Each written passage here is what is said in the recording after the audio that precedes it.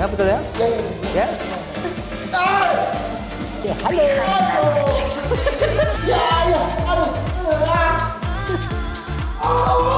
Satu. Waduh, Rizky Bilar kenapa nih?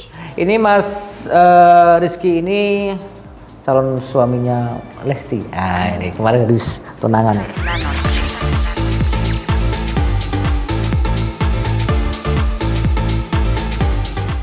Healthy people, sekedar info aja ya. Cedera yang dialami Rizky Bilar gak ada hubungannya sama sekali ya dengan rencana pernikahannya yang tertunda. Memang sih Rizky Bilar dan Lesti Kejora udah berencana melangsungkan pernikahan tanggal 27 kemarin. Pas banget nih sama tanggal setahun mereka jadian. Tapi terpaksa tertunda ya healthy people. Nah Rizky ngomong-ngomong sempat memposting curhatannya nih di halaman akun Instagramnya. Ya demi keselamatan bersama ya, karena masih dalam kondisi PPKM. Apa boleh buat kan Bang Rizky? Sesuai kata Neng Lesti, intinya kita doakan yang terbaik ya healthy people. Oke, sekarang kita balik lagi ke tempatnya Pak Arif. Hajar Pak, jangan kasih ampun. Ini mengalami cedera yang luar biasa. Ini bukan cedera ya, ini overuse ya. Ini kaki sudah mulai mengecil. Tadi kita sudah ukur bahwa ini lingkarnya diameter ini 48, ini 4 berapa tadi? 46. Karena saya dietnya sebelah kali Pak ya? Ya enggak ya. Jadi ini ya, ini mengalami yang luar biasa. Ini sakitnya bukan main ini. Ya, Healthy people, rupanya Rizky Bilar sedang ditangani oleh Pak Arif Setiawan. Beliau ini seorang terapis cedera otot dan pasiennya mulai dari atlet profesional sampai selebritis loh. Ini servis. Wah ya Allah, sakit sekali ini.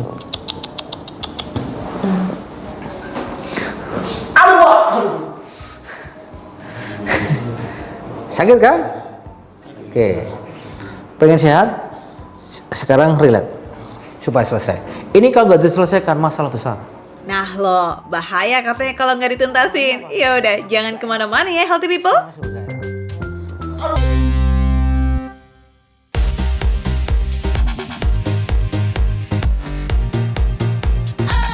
Sekarang kita lanjut lagi ya sama terapinya Rizky Bilar nih. Kepo juga. Nih, pada cuma gini tuh loh Mas. Nih loh. Nah, nangis. Mas Ember Mas nangis ke Mas Rizky. Mbak Lesti, Mas Rizky nangis ini. Ngomong-ngomong Pak Arif tega banget sih. Kesian kan? Ganteng-ganteng tapi jadi nggak berdaya gitu. Ini mengalami cedera yang luar biasa. Ini bukan cedera ya, ini overuse ya.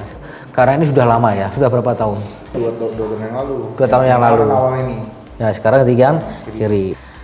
Biliar. Saya tahunya tuh biliar, ternyata biliar. Nih.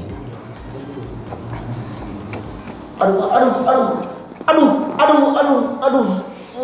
Ya sini. Nah, baru beberapa menit dipijat sama Pak Arif, efeknya mulai terasa tuh healthy people. Tapi masih ada beberapa bagian yang masih sakit. Sakit banget. Enggak, sakit tadi sih Pak. Ini? Iya tuh. Aduh Pak, di situ merasa, di situ sakit tuh. Iya, di situ sakit tuh. Ayo sini. Iya, ini saya kasih aja. Ini terasa. Kalau nggak terasa ya nggak kesini kan? Ayo, titik kurap. Oke. Kalau sakit itu tandanya sakit di mana? Ya? Wis pokoknya nanti lah pertanyaannya itu nanti saya jawab setelah selesai. Banyak ya, siap-siap dulu ini. Kalau semuanya saya jawab nanti saya nggak kerja. Cedera olahraga yang terjadi pada Rizky Bilar umumnya karena efek ketidakmampuan otot dan organ tubuh lainnya dalam menerima beban latihan pada saat berolahraga.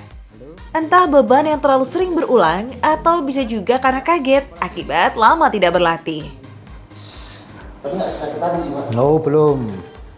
Kalau cedera overuse seperti yang dialami Rizky Bilar bisa juga disebabkan oleh gerakan berulang yang terlalu banyak dan juga terlalu cepat. Gejalanya juga relatif lebih lama healthy people. Makanya Rizky Bilar juga nggak nyadar tuh. Tahu-tahu udah 2 tahun aja dia cedera kaki. Halo. Halo.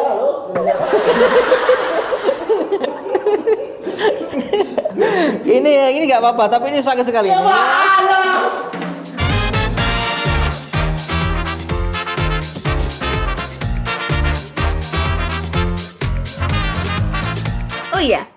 Gigi yang digunakan Pak Arif ini sebenarnya nggak bikin sakit loh, kecuali kalau otot kita bermasalah. Entah itu karena cedera, kaku, atau karena aktivitas yang berlebihan. Baru tersentuh dikit aja, pasti udah sakit banget. Iya, aduh. Aduh. Cuma gini aja loh Mas ya. Ya bener Pak. Ini cuma gini aja. Ayo. Kan dibilang nggak minta. Bentuk tusuk gigi yang agak runcing bisa mendeteksi titik syaraf tertentu pada tubuh kita. Relax aja. Satu.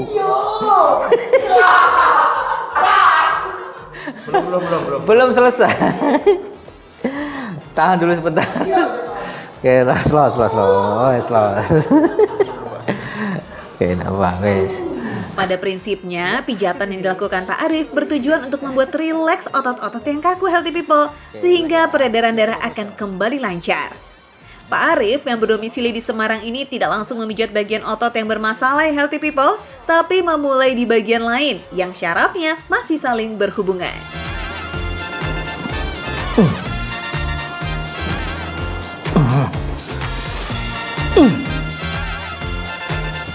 Nih, tadi teriaknya kenceng, sekarang teriak enggak? Nih, lihat nih.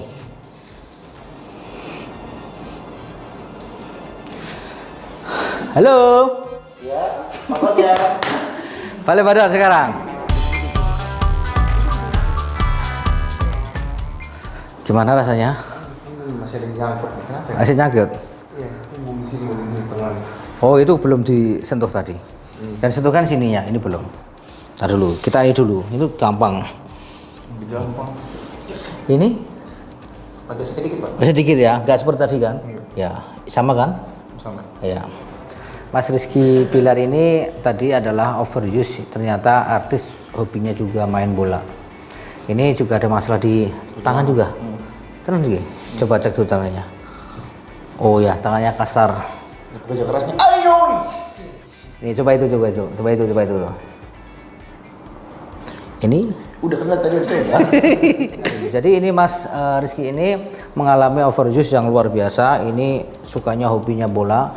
Jadi ini kaki ini mengecil ya, jadi perlu dirilis ototnya tadi. Ini sudah dirilis. Ini sudah tadi teriak-teriak, sekarang sudah nggak apa-apa. Itu kan? Ini. Tapi ini yang teriak. Ya, itu. Nah, udah bisa senyum lebar nih Rizky. Beda banget ya sama yang tadi. Jadi begitu rasanya ditusuk-tusuk ya. Tapi seru banget. Treatmentnya mengasihkan ya. Memang sakit tapi seru ya. Karena diajak bercanda. Ya jadi halo? Tapi itu tadi ankle, jadi si bapaknya ini nggak ngurut di titik yang sakit, tapi di tempat yang lain, di bagian yang lain. Tapi ngefeknya ke titik kita yang sakit gitu. Saya juga sendiri bingung nih, apa hubungannya ya ankle sama paha ya? Kakinya tadi sakit pada saat apa? Tadi saya saya gerakin pergelangan kaki sakit, masih berasa. Nah, ini sekarang udah enakan.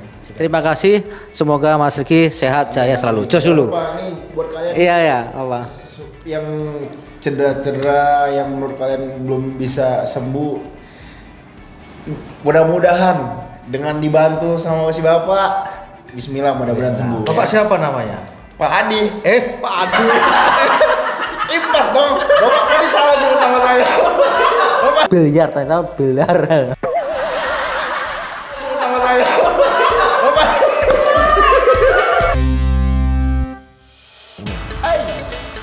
Ya betul ya? Ya. aduh Pak, aduh. Ini cuma aduh, isi sakit tuh. Ya, halo. Ayo. Ya, aduh. Oh, satu. Jadi ini Mas Rizky ini mengalami overuse yang luar biasa. Ini sukanya hobinya bola. Jadi ini kaki ini mengecil ya, jadi perlu dirilis ototnya tadi. Ini sudah dirilis. Ini sudah tadi teriak-teriak, sekarang sudah nggak apa-apa. Itu kan? Ini.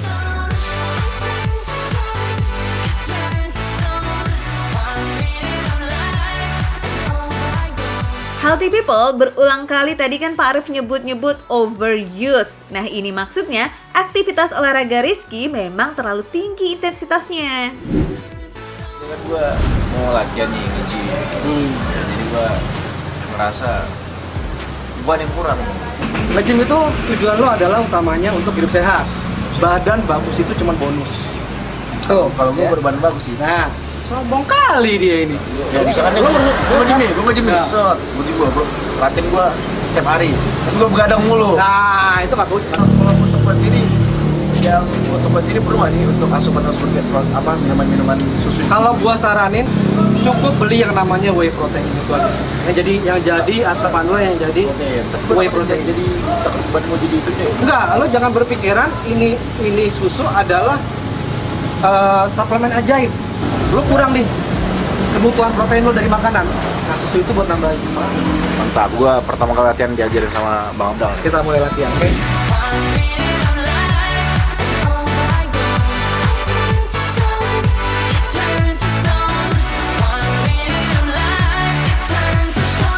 Buat ngebentuk badan biar lebih berisi, Rizky bela-belain berguru sama Bang Afdal Yusman nih Healthy People, terutama untuk bagian otot dada.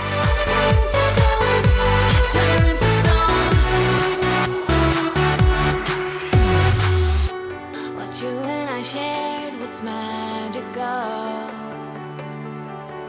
But face it now, it's no longer here. How tragical. It's not the end, I need some time to think things over. Selain nge-gym, nah ini dia nih yang bikin otot kakinya Rizky jadi bermasalah. Main futsal bareng teman-teman selebritis. Kayaknya bisa jadi ini ya Riz. Turn to stone, 1 minute of life, and oh my God, I turn to stone. It turns to stone, 1 minute of life, it turns to stone.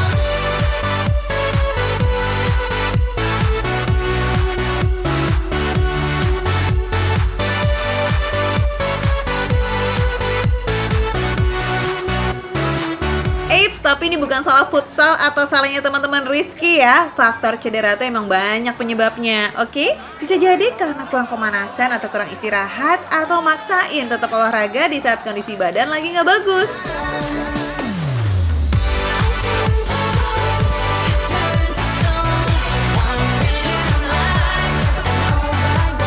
Olahraga boleh, tapi tetap santai dong bang. Bercanda. Nah Healthy People, biar kamu nggak gampang cedera kayak Rizky Bilar, ada nih obat penguat tulang dan otot biar strong kayak besi. Ini dia obatnya.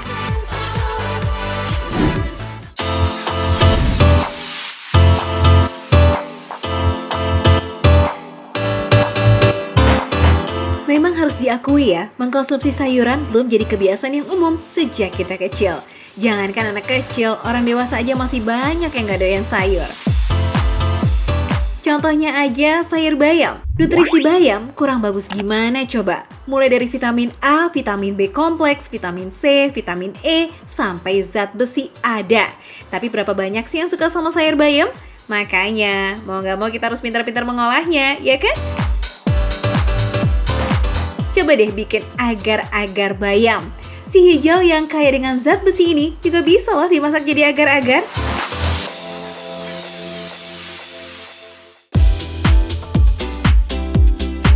Bahan-bahannya mudah dicari dan cara bikinnya juga santai banget. Pertama, kita masukkan 1 ikat bayam yang sudah diambil daunnya aja. Tambah air secukupnya, kemudian haluskan. Khusus untuk membuat agar-agar, hanya ambil air bayamnya yang berwarna hijau aja ya Healthy People. Setelah itu, siapkan agar-agarnya. Pilih yang polosan aja, nggak perlu bubuk agar-agar dengan rasa macam-macam. Nanti malah hilang rasa bayamnya. Kemudian tambahkan juga gula pasir dan sedikit garam. Masukkan air bayamnya, tapi jangan lupa disaring ya Healthy People, biar agar-agarnya nggak ada ampas. Tambahkan juga dengan santan kelapa, biar tekstur agar-agarnya lebih lembut dan creamy. Kalau Mau tambah wangi nih, tambahkan juga perasa vanili. Terakhir, tambahkan telur dan kocok sampai semuanya tercampur rata.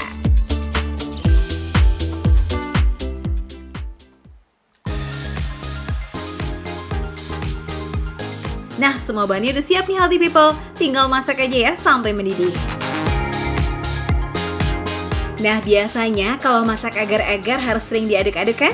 Beda nih kalau masak agar-agar bayam. Justru tidak perlu sering diaduk agar endapan air bayamnya lebih terlihat. Nah, kalau sudah matang, tinggal masukkan dalam cetakan dan tunggu sampai dingin. Sebenarnya agar-agar bayam ini sudah jadi sih, tapi biar makin segar dan tampilannya sedap dipandang, kita bikin agar-agar wortel untuk lapisan keduanya. Biar lebih lengkap lagi ya vitaminnya. Caranya hampir sama nih healthy people. Blender wortel untuk kita ambil airnya. Siapkan juga agar-agar polos dan garam. Campurkan juga dengan air wortelnya. Bedanya kali ini kita tidak menggunakan gula pasir. Sebagai gantinya kita menggunakan krim kental manis.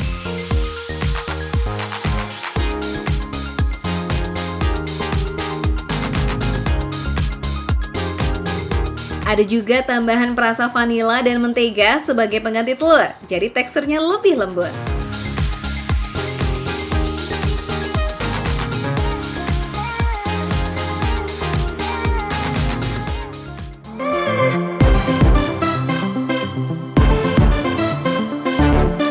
Aduk sampai merata, kemudian masak deh sampai mendidih. Kali ini harus terus diaduk ke healthy people agar tidak ada gumpalannya.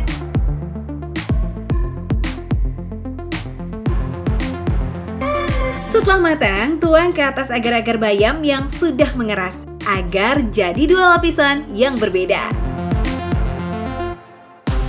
Dan selesai deh. Gemesin banget kan? Cocok nih buat yang susah banget kalau disuruh makan sayur. Nutrisi vitaminnya dapet, seger-segernya juga dapet. Wah, santai abis ya buat sehatnya.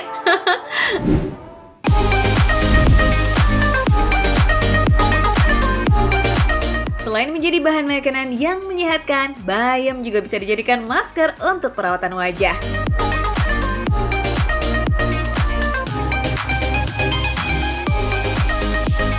Cara bikinnya juga santuy. Yes, gampang banget.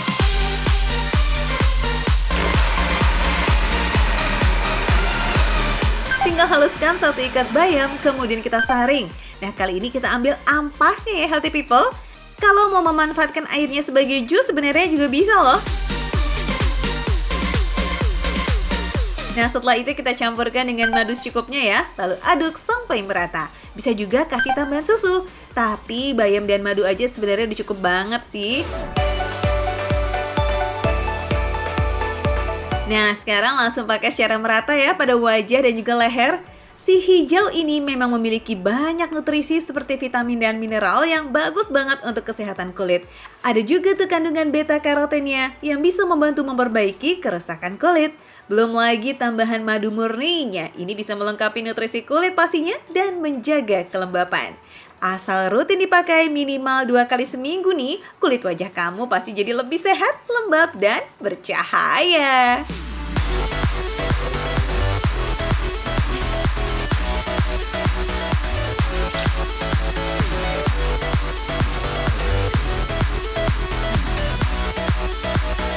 Wah, kalau udah glowing-glowing gitu, siapa yang nolak ya healthy people? Selamat mencoba!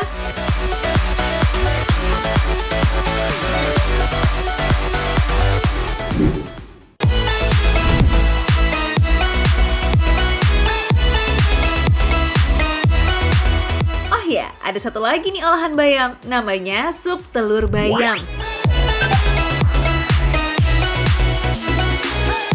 Kita cuma butuh satu ikat bayam, telur, jagung, dan wortel sebagai campuran. Terus pakai tepung maizena, bawang putih, dan bumbu-bumbu lainnya.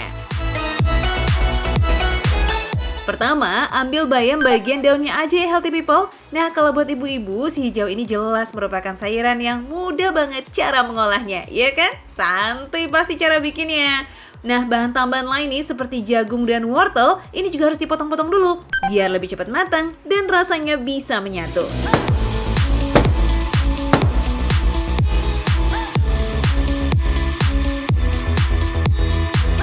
Nah, kalau udah siap semua bahannya, tinggal kita masak deh.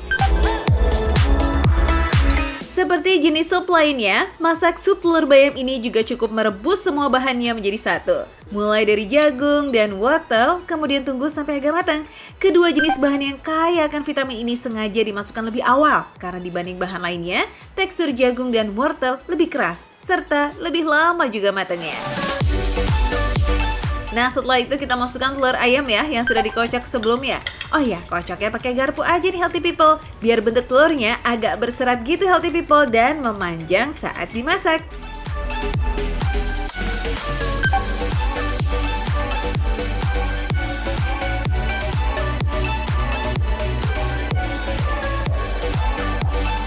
Nah, setelah telurnya matang, masukkan larutan tepung maizena secukupnya ya. Tepung inilah yang akan membuat kuah supnya lebih kental dan creamy. Terakhir, tinggal masukkan deh bumbu-bumbunya.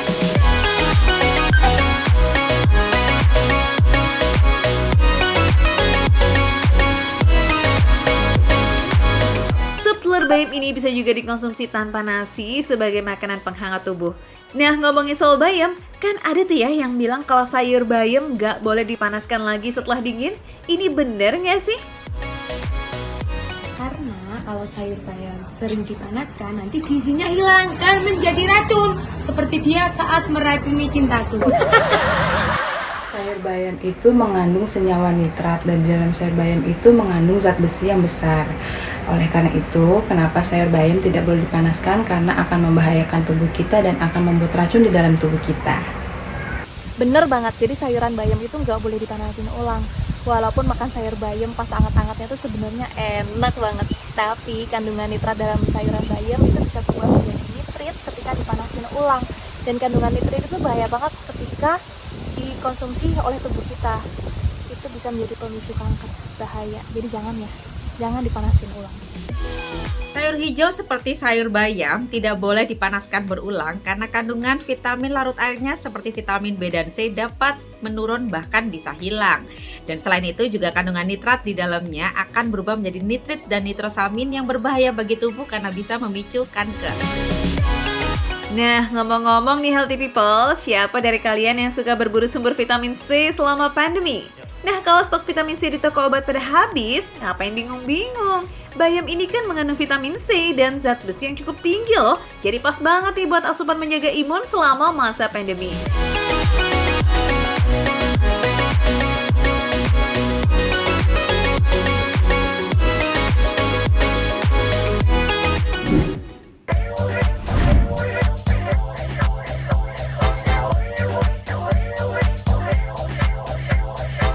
Seringkali kita masih kurang tepat ya menerima banyak informasi, ya kan healthy people? Apalagi termasuk info soal COVID-19. Belum lama ini sempat ramai di pemberitaan keluhan seseorang yang kehilangan ayahnya sebagai pasien COVID-19. Semua ini gara-gara berita yang simpang siur. Bahkan mendiang ayam Helmi awalnya sempat menolak dirawat di rumah sakit akibat kecemasan kondisinya bakal semakin memburuk. Seperti kita tahu ya healthy people, pasien yang bisa dirawat isolasi mandiri hanya untuk pasien yang tanpa gejala, serta pasien dengan gejala ringan. Sementara untuk pasien dengan gejala sedang, berat, hingga kritis jelas diprioritaskan untuk mendapat perawatan di rumah sakit. Salah seorang yang menjalani isolasi mandiri adalah jurnalis televisi Aiman Wicaksono. Belum lama ini, Aiman sempat dinyatakan positif COVID-19 sekitar pertengahan bulan Juli. Assalamualaikum warahmatullahi wabarakatuh. Saya Aiman Wicaksono. Saya menyampaikan bahwa baru saja saya menerima informasi dari hasil laboratorium bahwa saya dinyatakan positif COVID-19. Beberapa hari setelah menjalani isolasi mandiri, Aiman dinyatakan negatif dari COVID-19. Nah, masalahnya nih healthy people, banyak pihak yang lantas jadi salah paham. Entah sumbernya dari mana, seolah-olah ada kabar yang menyebutkan Mas Aiman bisa sembuh tanpa obat. Waduh, ngeri banget ya kalau semua orang jadi kemakan berita yang gak jelas kayak begini. Nanti dianggapnya semua pasien COVID-19 bisa sembuh tanpa obat lagi. Enggak ya, enggak kayak gitu ya healthy people. Saya menyayangkan ada pihak-pihak yang memotong video saya. Saya tidak pernah mengatakan bahwa tidak perlu obat. Tapi semua keputusan itu bergantung pada dokter. Dan itu ada di feed saya sebelumnya yang kemudian dipotong.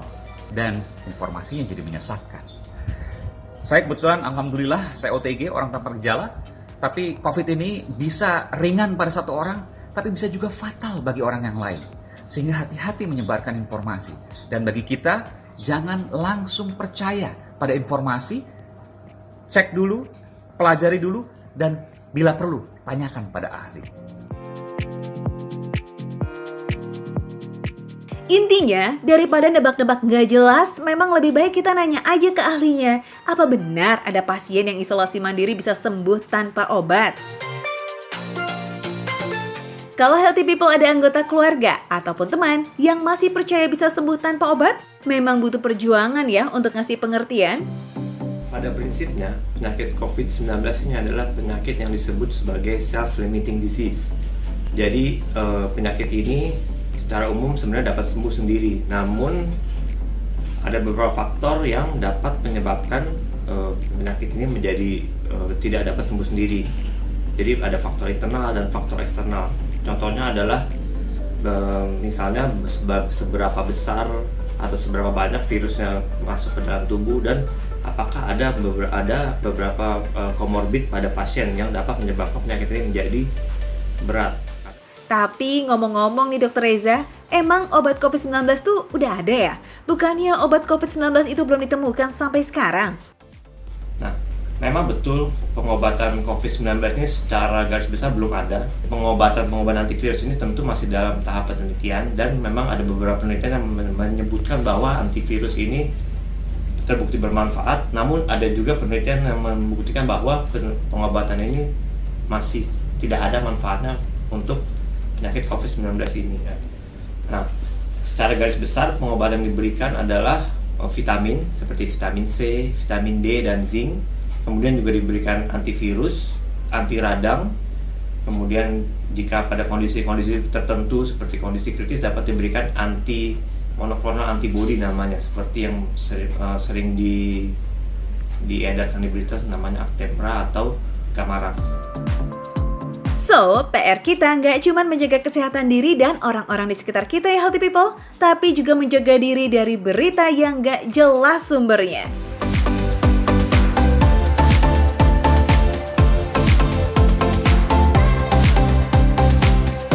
Sekarang daripada pusing sama info yang nggak jelas, mendingan kita olahraga yang jelas-jelas aja ya healthy people, setuju? Nggak pakai biaya dan nggak makan tempat loh, dan ini yang pasti nggak pakai bohong.